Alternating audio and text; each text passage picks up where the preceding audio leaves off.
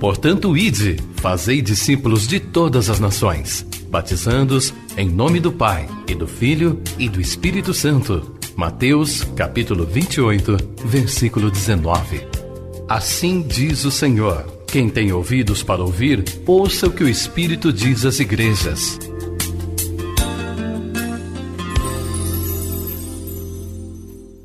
Atos 16, versículo 6, que diz assim: e percorrendo a região frígio-gálata, tendo sido impedidos pelo Espírito Santo de pregar a palavra na Ásia, defrontando Mísia, tentavam ir para Bitínia, mas o Espírito de Jesus não o permitiu.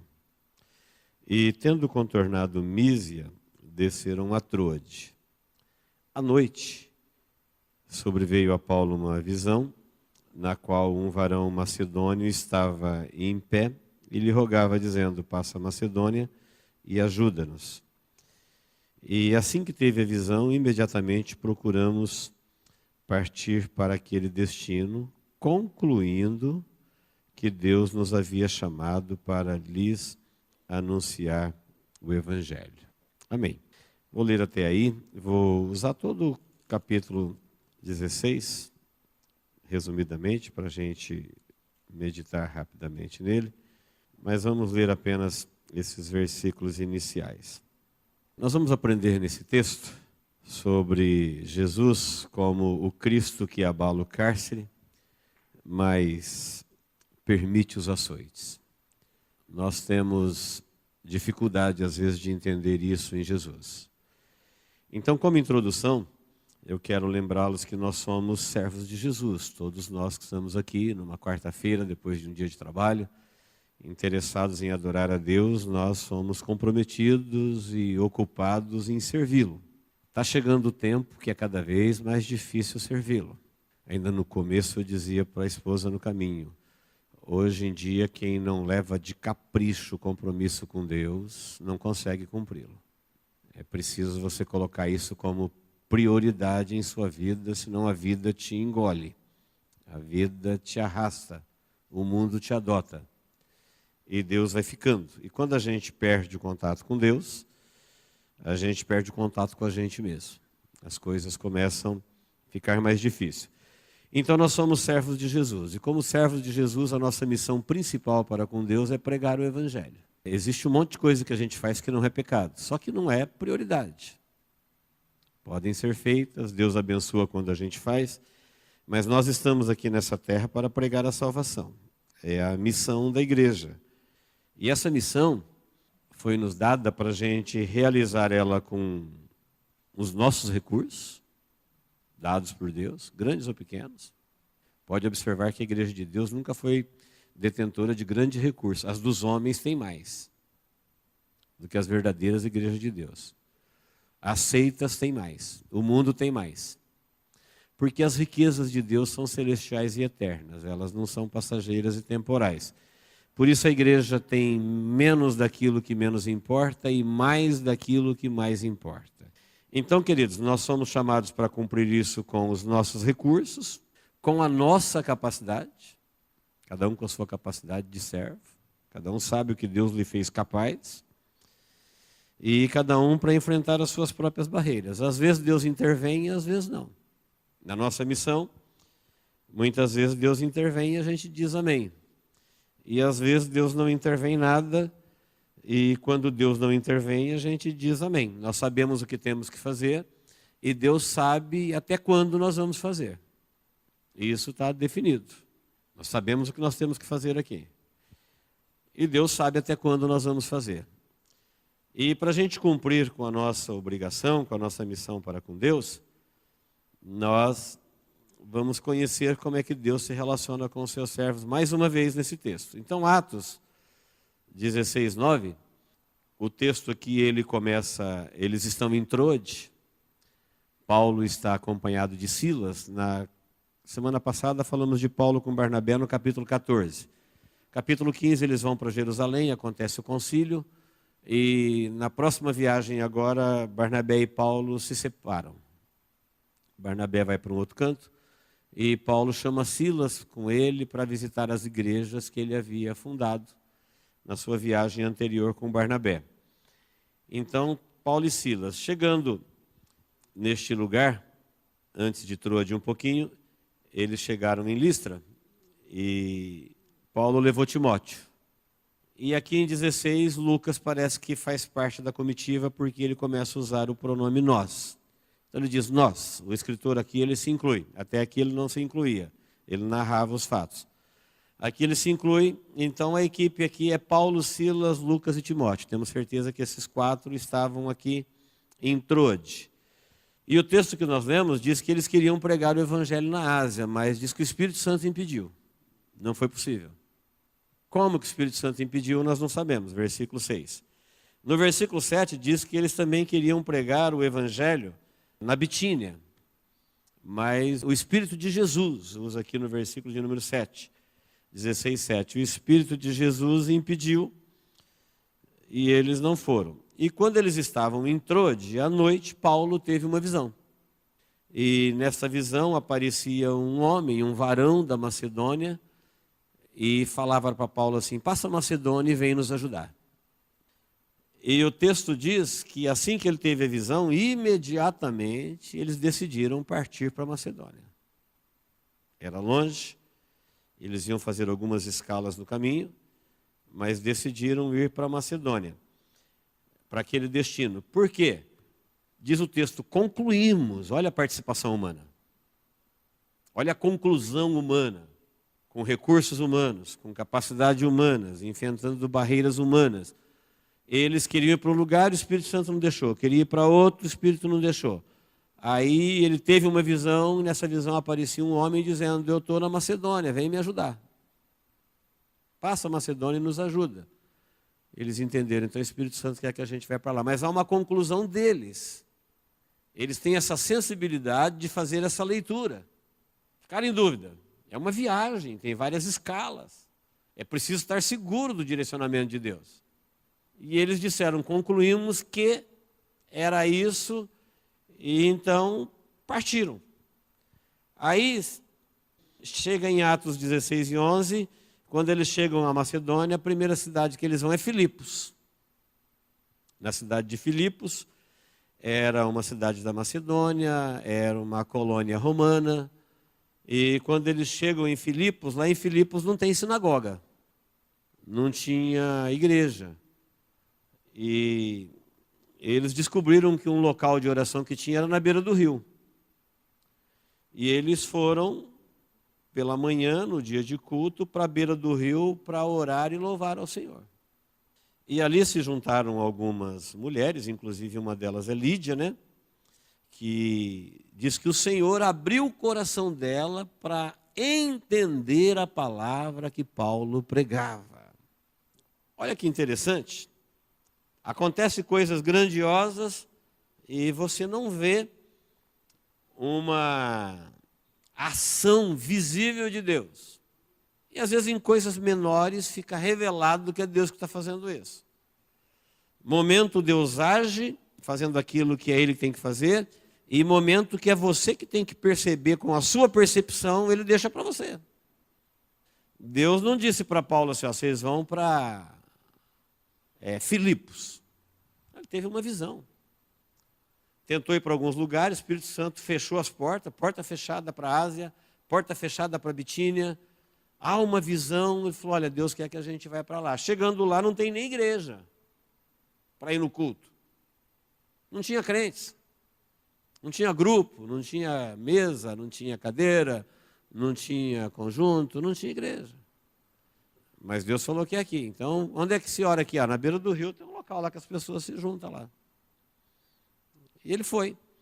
E tinha uma mulher lá que o Senhor havia dilacerado o coração dela para compreender a mensagem da salvação. Que era o que eles pregavam. Paulo e Barnabé, eles pregavam a salvação. Onde eles iam, eles falavam, Jesus nos mandou aqui para falar que vocês podem ser salvos. E o que mais importa na vida é ser salvo. Vocês precisam cuidar primeiro disso, o resto é resto.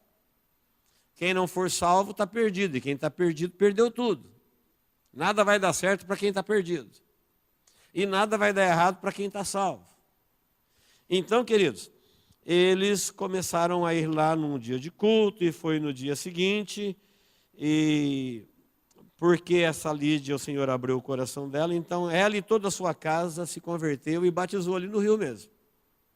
E ficaram fiel ao Senhor. Só que chega em Atos 16, no caminho do culto, na beira do rio, quando eles continuaram indo com Lídia, sua família, Paulo, Lucas, Timóteo e Silas, tinha uma jovem possessa de um demônio adivinhador. Uma jovem que era possessa por um espírito de demônio, e a habilidade desse demônio era adivinhar. E essa jovem, ela dava muito lucro para os seus senhores. O pessoal ganhava dinheiro com ela. Ela sofria, ela convulsionava, ela estremecia, mas ela adivinhava. Com um poder sobrenatural na vida dela, ela adivinhava, e adivinhava as coisas para as pessoas, e ela tinha gente que a empresariava, e os seus senhores ganhavam muito dinheiro com ela. E ela vivia indo lá para o local de culto, no caminho do local de culto, ela abordava os irmãos, e falava para ele: olha, esses homens são servos do Deus Altíssimo, e eles anunciam um caminho de salvação. O demônio usava a moça para falar isso. E diz o texto que ela começou a repetir isso todos os dias. Eles eram servos do Deus Altíssimo, e eles não anunciavam um caminho, eles anunciavam o caminho da salvação.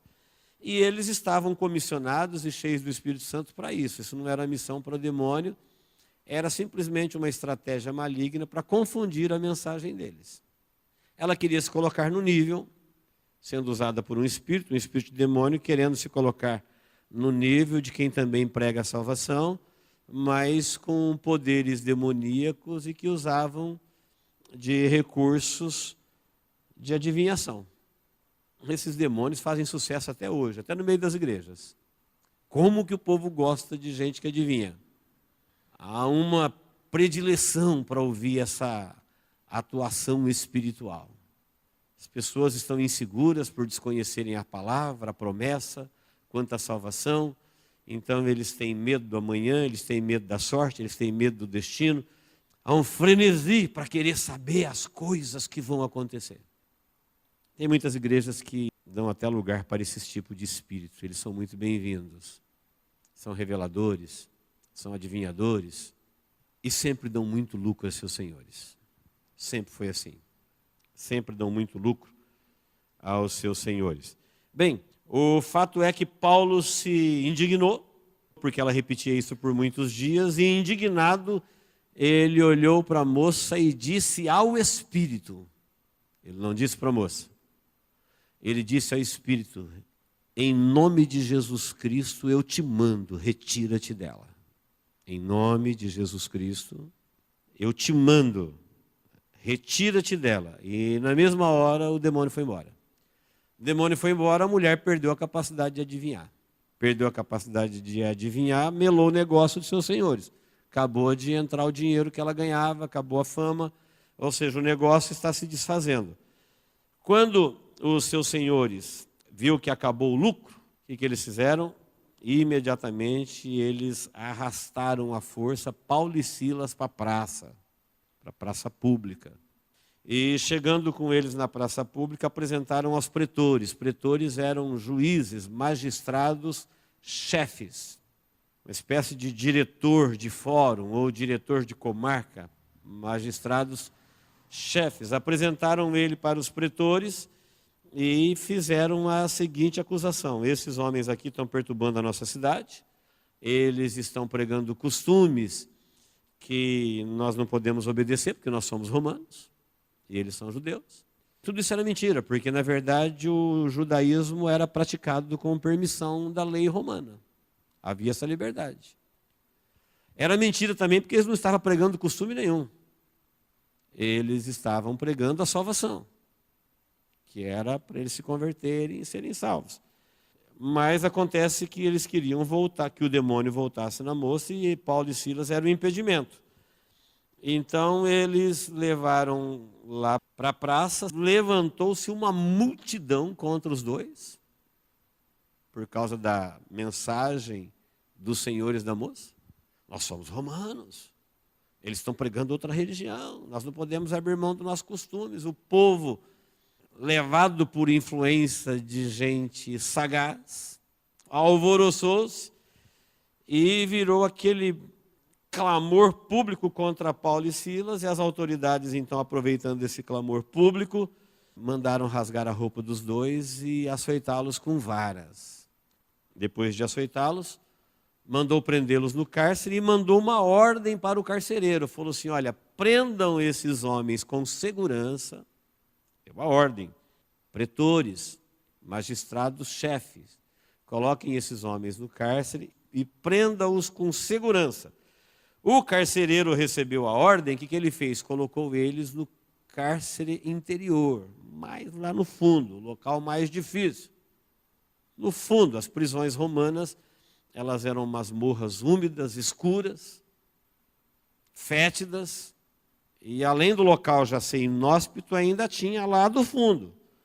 Mas como os pretores frisaram, prenda com segurança, o carcereiro, para se garantir, prendeu os pés deles nos troncos, com correntes. Acorrentou eles no tronco. Recebeu a ordem, é de juiz, é de magistrado, ordem dada, ordem cumprida não se discute. E aí chega aquele texto conhecido de Atos dos Apóstolos, que perto da meia-noite, Paulo e Silas começam a orar e cantar. O texto não diz desde que hora eles estavam cantando. Perto da meia-noite foi quando Deus sacudiu o cárcere. Perto da meia-noite. Então, desde que hora eles estavam cantando, a gente não sabe. Eles cantavam e oravam, cantavam e oravam. De repente, um terremoto vai lá e balança o cárcere e abre todas as portas. E cai em todas as cadeias. Cadeias são correntes ou algemas. Quem está algemado caiu as algemas, quem está com corrente nos pés. Abriram-se as correntes dos pés. E todas as portas se abriram. Nesse momento, quando todas as portas se abrem e todas as algemas elas caem, o carcereiro, sacudido pelo terremoto, ele despertou. E quando ele viu que o cárcere estava aberto e que todo mundo estava solto, ele puxou da espada e ia se matar. Por que ele decidiu isso tão rápido? Porque ele é um carcereiro do Império Romano. Isso aí seria uma morte tranquila, perto da que ele sofreria no dia seguinte de manhã. Um soldado romano que deixasse um prisioneiro fugir, pagava com a vida e de modo cruel. Por isso que você vai ver quando Paulo está viajando numa embarcação e o navio estava indo a pique, ia destroçar na praia e os presos iam fugir, o capitão falou assim, mata todos. Antes do navio dar na praia, mata 200 e poucos presos. Ele falou, mata todos. Por quê? Se um fugir, ele morre. Se ele matar todos, não dá nada para ele. Por que você matou? Porque eles iam fugir. É assim que se faz na lei romana. Então o carcereiro, ele era esperto, ele numa leitura, no escuro do cárcere, numa leitura, ele entendeu que ele tinha que morrer ali, que era melhor do que o que esperava para ele quando o dia amanhecesse. Como que ele estava enganado?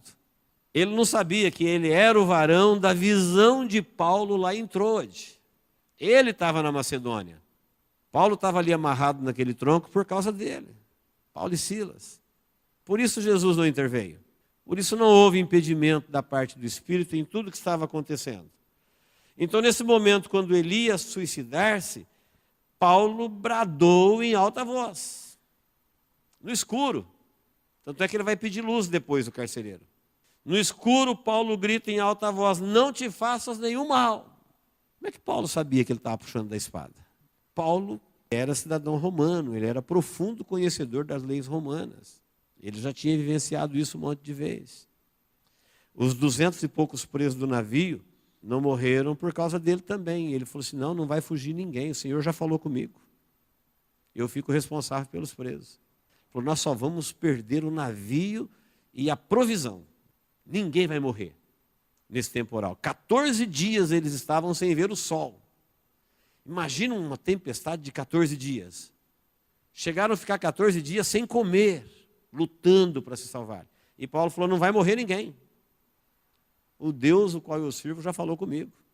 Então Paulo tinha experiências e como cidadão romano, ele grita e fala: não te faças nenhum mal, ninguém saiu daqui, está todo mundo aqui, fugiu ninguém. O motivo do suicídio é a fuga. A pena de morte é por deixar um preso fugir. Ele falou: ninguém fugiu. E então o carcereiro, trazendo Paulo e Silas para fora, pediu luz, olhou na cara deles e perguntou: o que eu devo fazer para ser salvo? Olha que interessante como começa a fechar. Para quem ia se matar um momento antes, não é essa pergunta que ele tinha que fazer. Para quem está vivendo uma situação dessa, ele tinha que fazer outro tipo de pergunta. Não sobre salvação. Ele tinha que perguntar sobre o terremoto. Ele tinha que perguntar: quem é vocês? Onde vocês são? O que aconteceu? Como é que as correntes caíram? Explica aí. Mas esse homem, que nós não sabemos o nome dele, conhecido pela sua função, o carcereiro de Filipos, ele era alguém muito sedento de salvação. Por isso Deus colocou ele lá na visão de Paulo em Troade, dizendo: passa a Macedônia e vem nos ajudar. Ele era alguém que estava doido para se salvar. Queria ser salvo. Ele faz uma leitura do momento e parece que nada o impressiona. Tudo aquilo que aconteceu de grandioso, e agora a mensagem de Paulo dizendo: olha, nós estamos todo mundo aqui. Ele fala assim: olha, traz luz, olha, fala assim: fala para mim, o que eu tenho que fazer para ser um salvo? Paulo não tinha nem pregado, ele não sabia de nada. Paulo foi conhecido como alguém que estava pregando heresias para o povo, ele quase foi linchado. Veio ordem para colocá-lo no cárcere inferior. Mas ele é um sedento de Deus, ele é um perdido, ele quer ser salvo. Então ele faz uma leitura daquele momento e pergunta: o que é que eu tenho que fazer para ser salvo? A resposta é muito simples: olha, crê no Senhor Jesus e vai ser salvo você e toda a sua casa. Bom, o texto diz que o cárcere tremeu, um terremoto que sacudiu, era perto da meia-noite. Agora chamou luz, não vai se matar mais. Aí Paulo e Silas prega a palavra. Ele responde a pergunta: crê no Senhor Jesus Cristo, será salvo tu e a tua casa. Mas agora o texto diz que Paulo e Silas pregou para eles a palavra. Versículo 16, 32. E lhe pregaram a palavra de Deus a todos da casa. Na mesma noite, a madrugada está indo. O tremor aconteceu perto da meia-noite. Os acontecimentos continuaram. Naquela noite, ele lavou os vergões de Paulo e Silas, carcereiro de Filipos com a sua família, lavou os vergões, tinha sangue, tinha inchaço, foi preciso água, e foram todos batizados naquela noite, um batismo de madrugada, mesma noite. História incrível da Bíblia. Os presos ouviram o louvor e oração perto da meia-noite. E todos eles foram abençoados com o cárcere aberto. E ninguém saiu antes de Paulo dar a ordem. Aí, Paulo e Silas é levado para a casa dos carcereiros.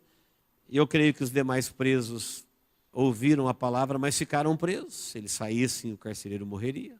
Mas ele leva Paulo e Silas para sua casa, cuida dos seus ferimentos, eles são batizados, prega a palavra, e há uma grande alegria por eles terem crido em Deus. A madrugada ia rolando, madrugada alta, e a alegria que contagiava eles ali não era o terremoto, não era o milagre. O texto diz, Lucas, o médico amado, registra, que a alegria que invadia os corações é porque eles conseguiram crer em Deus. Sentiam comunhão, perdão, aceitação, inclusão, participação da vocação celestial. Essa era a alegria. E eles acabam fazendo uma refeição na madrugada. Virou festa. Virou festa. Na casa do carcereiro de Filipos. Esse carcereiro de Filipos é o varão que apareceu na visão de Paulo lá em Troade. Passa a Macedônia e vem nos ajudar. Ele é o varão. Aí, queridos, fechando a história, o fato, né? História verídica. Quando amanheceu, chega uma ordem dos pretores para o carcereiro. E os juízes deram a seguinte ordem: olha, coloque em liberdade esses homens que nós açoitamos e prendemos ontem. Aí o carcereiro mostrou aquilo para Paulo e Silas. Paulo falou assim: parece que deu tudo certo, né? Fechou. Vão ser soltos. Paulo falou: não, nós somos cidadãos romanos, eu sou cidadão romano, fui preso e açoitado, e isso não se faz com cidadão romano, e agora nos coloca em liberdade para a gente ir embora. Não vai ser assim. Aí os pretores, ao descobrirem que Paulo era cidadão romano, ficaram com medo. Eles não tinham autoridade para fazer aquilo, quase que um linchamento em público a um cidadão romano. Então, demonstrando temor, Paulo falou: eu exijo desculpas. Os pretores vieram até a casa do carcereiro, pediram desculpas. Olha, não sabíamos que vocês eram cidadãos romanos. Desculpas solicitadas, desculpas pedidas, desculpas aceitas. Os pretores dizem assim: agora nós queremos que vocês vão embora da nossa cidade. Vão embora daqui, por favor. Vocês são um problema.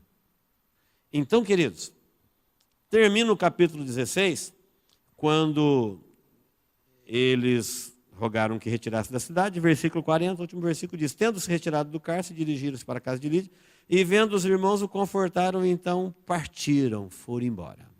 Terminou o capítulo 16 da nossa reflexão de hoje.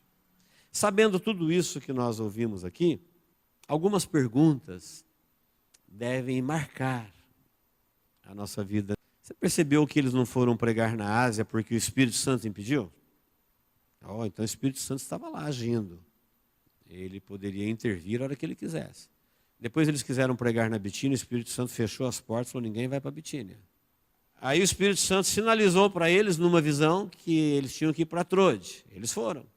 Só que chegou em Trode, o Espírito Santo não havia dito que lá nem igreja tinha. Como é que eles vão servir a Deus lá? Aí aparece a jovem com um espírito de possesso que adivinhava e incomoda os servos do Senhor a fazer a obra até que ele expulsa o demônio. E isso deveria ser motivo de louvor. Trouxeram para eles quase que um linchamento, açoites e ainda uma prisão. Cadê o Espírito Santo? O Espírito Santo não impediu deles levar uma sova em praça pública. Um julgamento humilhante, em público, como hereges, roupas rasgadas, costa de fora e vara neles. O Espírito Santo não impediu das pessoas mentirem. Por que eles estão apanhando? Por causa da mentira do demônio, por causa da mentira dos senhores da moça que adivinhava, por causa da ação demoníaca no clamor da multidão. O Espírito Santo não impediu. Meia-noite, quando eles cantavam e oravam, o Espírito Santo interviu, foi lá e chacoalhou o cárcere. Abriu todas as portas, um feito jamais repetido naqueles dias. No entanto, no dia seguinte, eles são mandados embora e eles vão embora. Esse Jesus, que é o Jesus que nós servimos, nem sempre ele é conhecido assim. Nós entendemos que uma vez que o Senhor está nos comissionando, as coisas vão acontecer diferente. Mas como eu disse no começo, nós temos uma missão e essa missão ela deve ser feita com os nossos recursos. Como é que eles foram parar em Trode? Estava na direção certa? Estava. Mas eles concluíram. O Espírito Santo não falou: eu quero vocês em Filipos. Não. Teve muitos ventos contrários, teve muitos embaraços, teve problemas de grande monta. Teve. E estava na direção de Deus e Deus estava com eles o tempo todo. Eles estavam apanhando, o Espírito Santo estava habitando neles. Um Cristo que abala o cárcere, mas permite os açoites. Se fosse para pesar os feitos, olha, para quem abalou o cárcere, impediu os açoites, é o mínimo. Mas parece que ele tem propósito nisso. Paulo e Barnabé foram usados por um coxo andar, mas não impediu dele ser apedrejado. E quando eles saíram dali, na mesma unção do Espírito, quase morto, o Espírito Santo de Deus estava na vida deles. Não sei por que nós, cristãos, achamos que Deus deve fazer alguma coisa quando a nossa força é fraca, quando o nosso recurso é pouco, quando o vento sopra ao contrário. ou se a gente sofreu uma mínima perda, às vezes a gente não aguenta uma calúnia. Às vezes a gente não aguenta nada, absolutamente nada. E nos identificamos como servos de Jesus.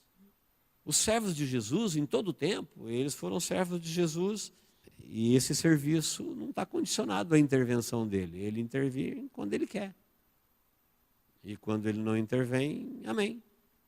Então o juiz falou assim, ó, vocês vão levar uma surra agora. Eles podiam falar, não, nosso Deus não vai deixar. Não tem disso no Evangelho.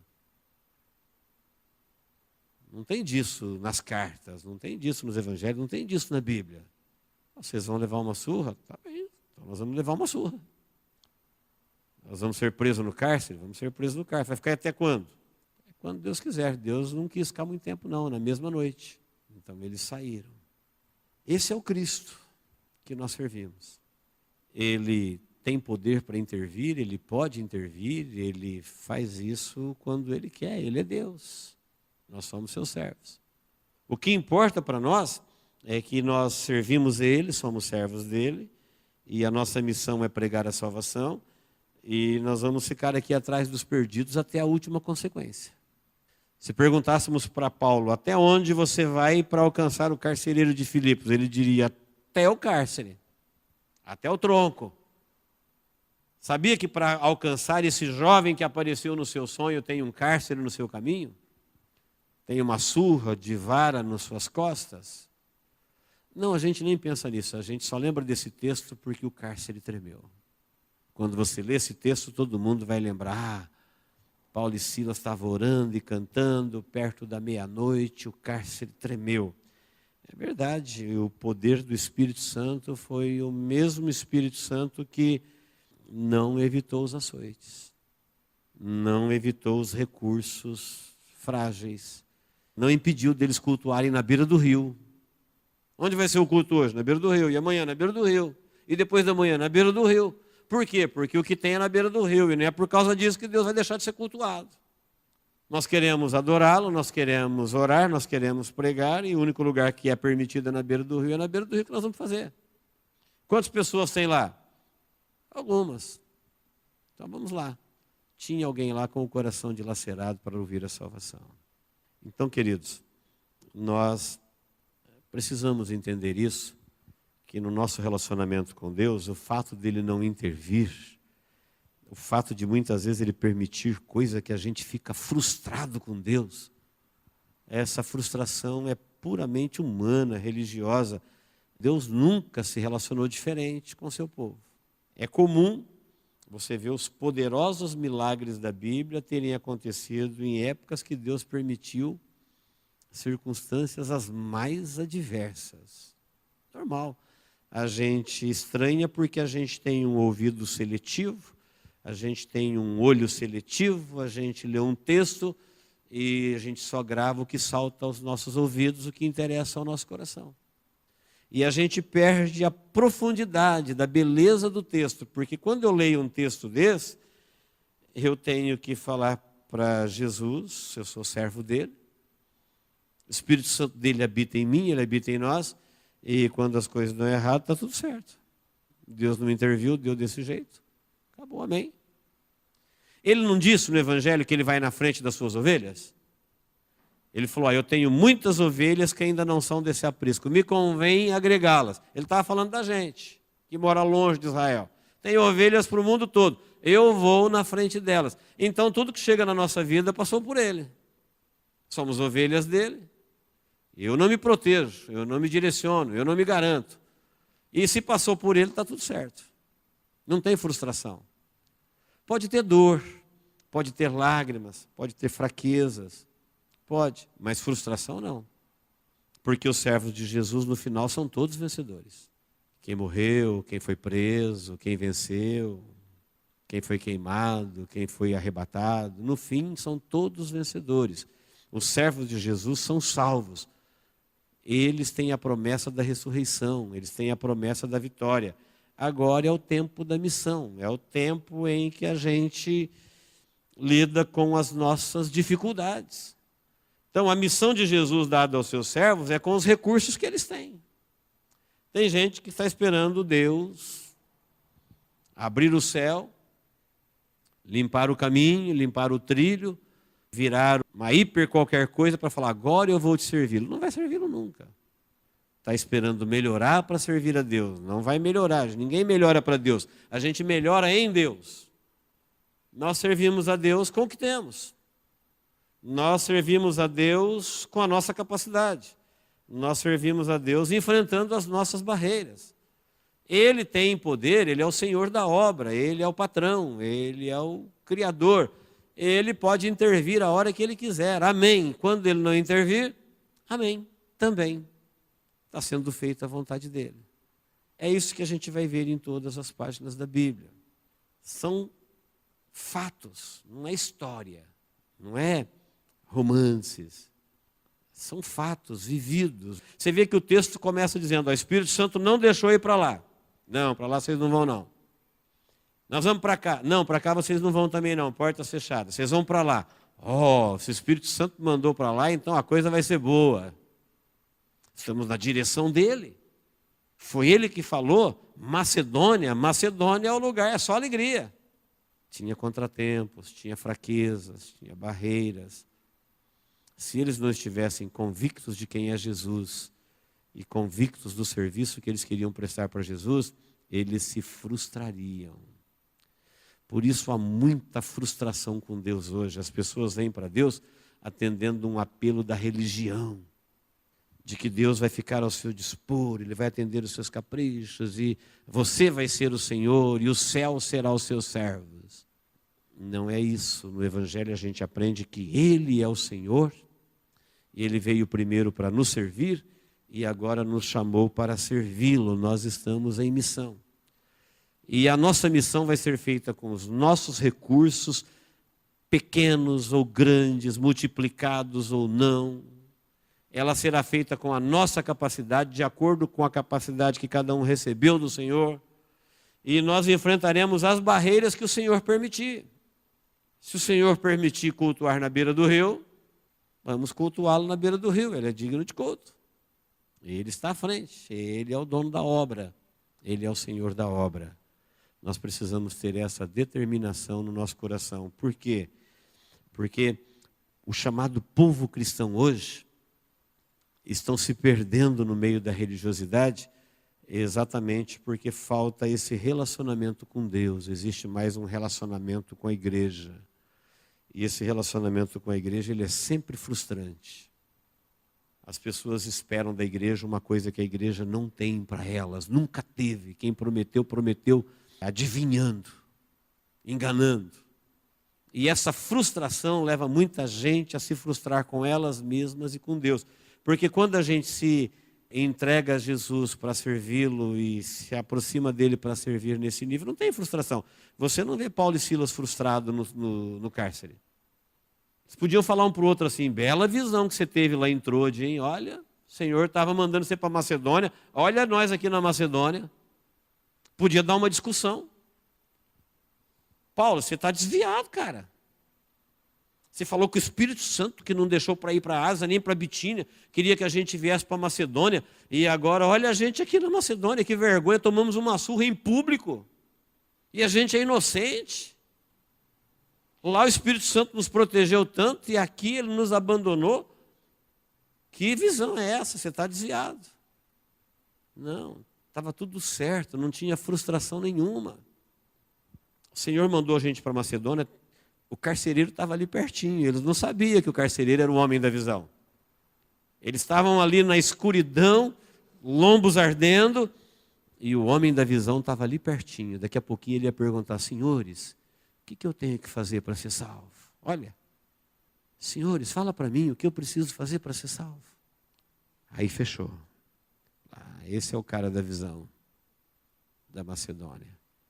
Amém, queridos? Deus nos abençoe em Cristo Jesus. Vamos orar? Nós somos servos de Jesus. Jesus é o nosso Senhor. É verdade que muitas vezes nós nos frustramos porque nós não conhecemos muito bem o nosso Senhor. Às vezes nós nos frustramos porque nós não conhecemos muito bem o nosso serviço. Às vezes nós temos informações que não são do Evangelho. são religiosas, são enganos, adivinhações que interessam alguém. Mas hoje Deus nos reuniu aqui para nos deixar esclarecidos da nossa missão, de que não importa o que for acontecer, o Senhor estará sempre conosco. Ele tem poder para abalar o cárcere, mas às vezes Ele permite o açoite. Está tudo certo. Os servos de Jesus já foram determinados por Ele como vencedores. Eles vão vencer todas essas coisas. E se nós somos servos de Jesus, nós vamos vencer tudo isso. E o Senhor estará conosco. Vamos entender isso e praticar isso. E a nossa força será maior, a nossa fé será maior, a nossa vitória será maior. Deus, em nome de Jesus, obrigado por esse tempo na tua casa e pela tua palavra. Agora, ó Pai, olha para a nossa vida, somos teus servos. Estamos te servindo aqui neste lugar. Eu sei que o Senhor tem as pessoas que o Senhor quer salvar. O Senhor sabe onde elas estão. Opera, ó Deus, no nosso coração, que haja da nossa parte essa sensibilidade de entender o teu chamado, de nunca desistir, de ir o mais longe possível para alcançar um perdido. De que todo esforço, todo sacrifício, toda dedicação vale a pena para alcançar um perdido. Que sejamos, ó Deus, os teus instrumentos, os seus Paulos, os seus Silas, que sem murmuração, sem frustrações, estarão sempre dispostos, ó Deus, a levar a mensagem da salvação ao perdido. Olha para a vida de cada um que aqui está, ó Deus. Que todos nós possamos entender a honra desta missão. Possamos entender, ó Deus, a honra deste chamado. Servos de Jesus. Eu sei, ó Deus, que o teu Espírito Santo tem os seus servos na face da terra. Nós queremos fazer parte deles. Nós queremos, ó Deus, ser um deles neste lugar. Por onde passarmos, por onde vivermos, com quem nos relacionarmos. A nossa vida, ó Deus, vai estar à sua disposição. Atentos à tua visão, ao teu chamado, ao momento, à hora, para anunciarmos Jesus aos perdidos. Eu te peço, Pai, use cada um dos teus filhos que estão reunidos aqui como servos, fiéis servos, destemidos servos, prontos para cumprir, ó Deus, o teu chamado no teu tempo, na tua hora e no teu jeito. Também agora, ó Deus, eu quero orar por aqueles que precisam, ó Deus, da tua parte, uma cura, um milagre, uma transformação, uma libertação, uma resposta. O Senhor conhece, ó Deus, o coração do seu povo que se aproxima de ti. Eu te peço, responde, ó Deus, a este coração agora. Inclina-te, ó Deus, a este teu filho, que precisa de um milagre, que precisa, ó Deus, de um novo tempo, que precisa, ó Deus, de uma visão, de uma ideia, de uma resposta, de um consolo. Tu o sabes. Nós estamos na tua presença e pedimos que isso seja feito agora para a glória do teu nome. Porque aqui está, ó Deus, o teu povo que tem prazer em estar nos teus átrios. Em nome de Jesus nós oramos. No poder e na autoridade que há no nome de Jesus é que nós ministramos para os teus filhos que vieram buscar em ti. Em nome de Jesus. Amém.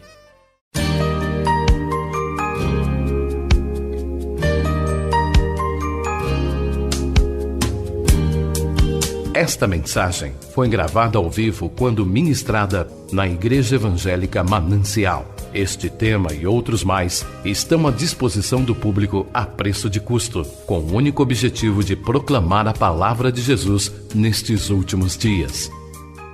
Adquira, ouça, creia, pratique e presenteie alguém que você ama com esta mensagem, a palavra de Deus.